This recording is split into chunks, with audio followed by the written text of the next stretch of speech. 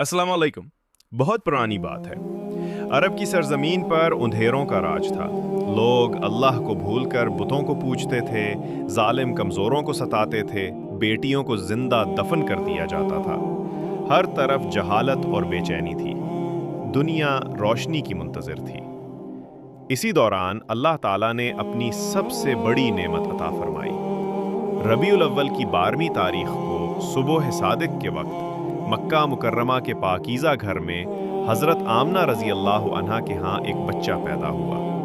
वो और कोई नहीं बल्कि हमारे प्यारे नबी मोहम्मद मुस्तफ़ा सल्लल्लाहु अलैहि वसल्लम थे। रसूलुल्लाह की विलादत बासआदत 12 रबीउल अव्वल आमुल फ़ील 570 ईस्वी को मक्का मुकर्रमा में हुई। आपके वालिद हज़रत अब्दुल्ला आपकी पैदाइश से कबल ही वफ़ात पा गए थे और वालदा माजदा हज़रत आमना रज़ी अल्लाह अन्हा ने आपकी परवरिश की। आपकी पैदाइश के वक्त आलम इंसानियत के लिए रहमत और खुशी की लहर दौड़ गई। इसी दिन दुनिया में बहुत से गैर मामूली वाक़यात रूनुमा हुए जिन्हें आपकी आमद की बशारत समझा गया। एक फसीह और बलीग कलमा आपकी वालदा हज़रत आमना रज़ी अल्लाह अन्हा ने फरमाया कि विलादत के वक्त आपके लबों पर ये कलिमात थे, अल्लाहु अकबर, अल्हम्दुलिल्लाहि कसीरा, सुब्हानल्लाहि बुकरतन व असीला। 2 फ़ज़ा में बहार आपकी विलादत के साथ ही फ़ज़ा खुशबुओं से भर गई। मौसम खुशगवार हो गया और माहौल में एक नूरानियत छा गई। 3 नूर का ज़हूर। हज़रत आमना रज़ी अल्लाह अन्हा फरमाती हैं, जब मेरा लाल पैदा हुआ तो मेरे सामने ऐसा नूर ज़ाहिर हुआ कि शाम के महल्लात इस नूर में मुझे दिखाई देने लगे। 4 ईरान का आतशकदा बुझ गया।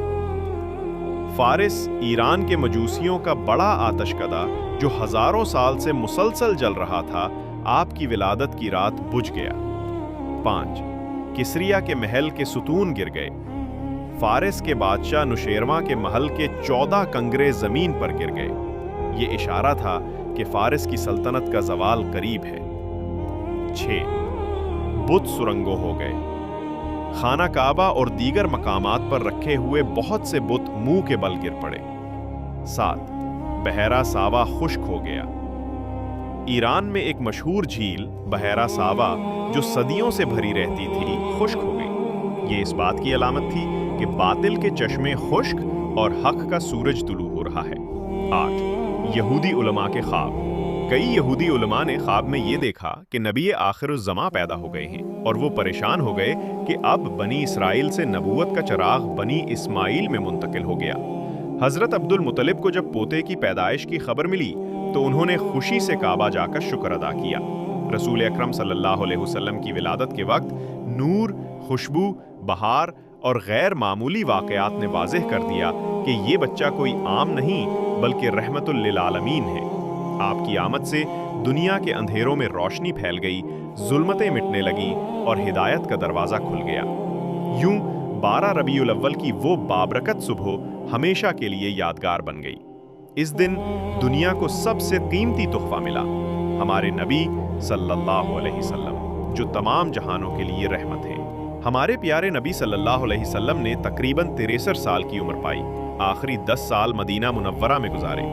इस्लाम मुकम्मल हो गया। दीन का चराग पूरी आबो हवा में फैल चुका था। हुज्जतुल विदा के बाद आप सल्लल्लाहु अलैहि वसल्लम ने लोगों को साफ साफ फरमा दिया था, आज मैंने तुम्हारे लिए तुम्हारा दीन मुकम्मल कर दिया, अपनी नेमत तुम पर पूरी कर दी और तुम्हारे लिए इस्लाम को दीन पसंद किया। ये गोया इस बात का इशारा था कि नबी सल्लल्लाहु अलैहि वसल्लम का मिशन मुकम्मल हो गया है। विसाल से तकरीबन 13 दिन पहले आप सल्लल्लाहु अलैहि वसल्लम को तेज़ बुखार और शदीद सरदर्द की शिकायत हुई। आप सल्लल्लाहु अलैहि वसल्लम बावजूद बीमारी के मस्जिद जाते और नमाज पढ़ाते रहे, मगर जब तब तकलीफ़ी ज़्यादा बढ़ गई तो आपने फरमाया, अबू बकर को कहो कि लोगों को नमाज पढ़ाएं। बीमारी के दौरान आप ज़्यादातर हज़रत आयशा रज़ी अल्लाह अन्हा के हुजरे में रहने लगे। वो आपका सर अपने सीने पर रखकर खिदमत करती। एक दिन आपने पूछा, आज कौन सा दिन है? लोगों ने अर्ज़ किया, या रसूल अल्लाह, आज पीर का दिन है। आपने फरमाया, काश मेरा विसाल भी पीर के दिन हो। विसाल के दिन 12 रबीउल अव्वल को सुबह के वक्त आपकी तबीयत कुछ बेहतर हुई। आपने पर्दा उठाकर मस्जिद में देखा कि हजरत अबू बकर नमाज पढ़ा रहे हैं और सब सहाबाए कराम सफ बांधे खड़े हैं। आपके चेहरे पर मुस्कुराहट आ गई, गोया आप अपनी उम्मत की ये कैफियत देखकर खुश हो गए।